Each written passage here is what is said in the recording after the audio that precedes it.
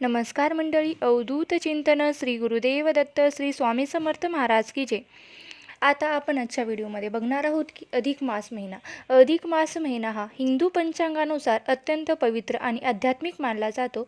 अधिक मास किंवा पुरुषोत्तम मास आपण त्यालाच मलमास सुद्धा म्हणत असतो. या महिन्यात आपण भगवान विष्णू यांची आराधना उपासना करत असतो.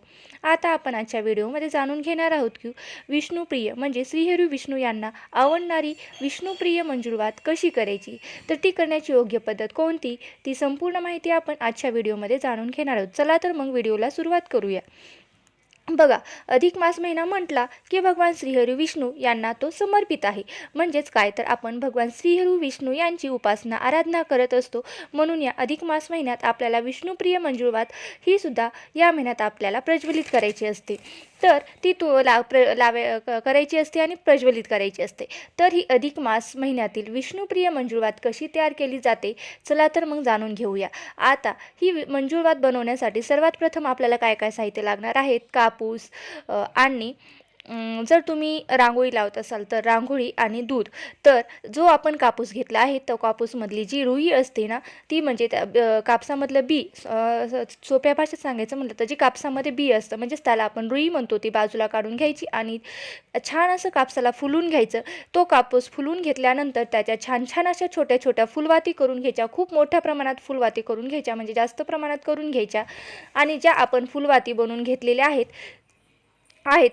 झाल्यानंतर काय करायचं, तर त्या फुलवाती एकाला एक लावून घ्यायच्या. म्हणजे काय करायचं, जसं मी तुम्हाला व्हिडिओमध्ये सांगत आहे तशी आधी एक फुलवाती घ्यायची, नंतर दुसरी घ्यायची, त्याला ते जोडायची, नंतर तिसरी घ्यायची. अशा प्रकारे तुम्ही 9, 11 किंवा 33 फुलवाती जोडू शकता. म्हणजे काय, तर विष्णुप्रिय मंजुळवात करण्यासाठी तुम्ही 9 फुलवाती जोडून सुद्धा विष्णुप्रिय मंजुळवात करू शकता. 11 फुलवाती जोडून सुद्धा तुम्ही विष्णुप्रिय मंजुळवात तयार करू शकता. आणि कोणी 33 सुद्धा फुलवाती जोडून ती विष्णुप्रिय मंजुळवात तयार करत असतं. आता आपण जी विष्णुप्रिय मंजुळवात तयार केलेली आहे ती तुम्ही दररोज 1 लावू शकता, 2 लावू शकता, 3 लावू शकतात. समजा जर तुम्हाला 33 फुलवातीची एक मंजुळवात लावायची असेल तर तुम्ही जी 33 फुलवाती लावून बनवलेली असते ती तुम्ही 1 लावू शकता. म्हणजे काय, तर प्रज्वलित करू शकता. अशा प्रकारे तुम्हाला ती प्रज्वलित करायची आहे. आता जी आपण ही प्रज्वलित करणार आहोत किंवा प्रज्वलित करत असताना आपल्याला कोणता मंत्र म्हणायचा आहे, तर शुभम करोति कल्याणम आरोग्यम धनसंपदा शत्रुबुद्धी विनाशाय दीपज्योती नमस्तुते.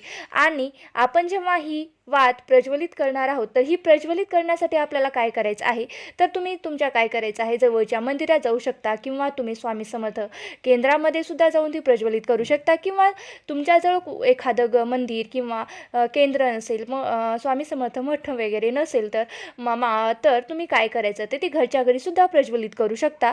अशा प्रकारे ही विष्णुप्रिय मंजुळवात तुम्ही सकाळी किंवा संध्याकाळी सुद्धा लावू शकता, त्यात काही अडचण येत नाही.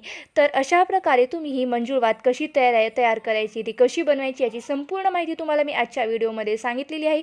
जर व्हिडिओ आवडला असेल तर तुम्ही नक्की लाईक करा, शेअर करा. ही माहिती कशी वाटली आणि तुम्हाला ही विष्णुप्रिय मंजुळवात आवडली असेल तर नक्की सांगा कमेंट बॉक्समध्ये.